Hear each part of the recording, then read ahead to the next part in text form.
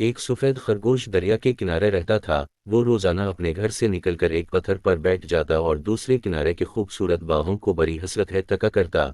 वो तमाम दिन ये सोचकर काट देता कि काश वो भी वहां तक पहुंच सकता और इन खूबसूरत बाहों की खूब खूब सैरें करता। दूसरे किनारे तक तो सिर्फ तीर कर पहुंचा जा सकता था, मगर खरगोश तैरना नहीं जानता था और इधर दूसरे किनारे के प्यारे प्यारे नज़ारे इसे हर वक्त पुकारते रहते। एक दिन सफेद खरगोश उसी सोच विचार में गिरफ्त था कि यकायक वो उछल पड़ा। इसे दरिया पार करने की बड़ी अच्छी तरकीब सूझ गई थी।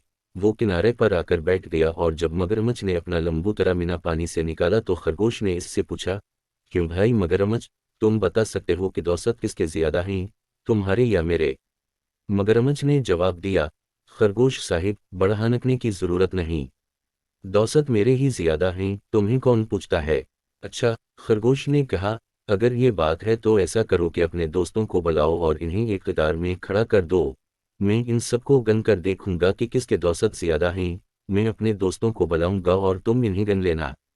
मंजूर है। मगरमच्छ राजी हो गया। इसने पानी में गोता मारकर अपने तमाम मगरमच्छ दोस्तों को पुकारा और इनको एक कतार में फैल जाने का कहा। मगरमच्छ के दौसत इतने ज्यादा थे कि जब वो एक कतार में फैले तो इस किनारे से उस किनारे तक मगरमच्छ ही मगरमच्छ थे।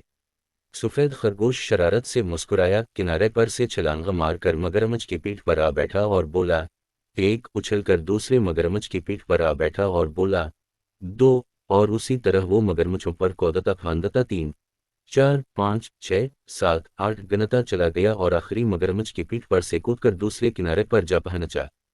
जब सफेद खरगोश की ख्वाहिश पूरी हो गई तो वो शोखी में आ गया और बोला, मगरमच्छ भाइयों, तुम्हारा बहुत शुक्रिया। हाँ हाँ हाँ, दरिया पार करने के लिए मैंने तुम्हें कैसा बेवकूफ़ बनाया। खरगोश की बात सुनकर मगरमच्छों को सख्त गुस्सा आया। वो अपने खौफनाक मीना खोलकर इस पर झपटे, लेकिन खरगोश भाग निकला। फिर भी एक मगरमच्छ के मीना में इसकी दम आ गई और वो जख्मी हो गया।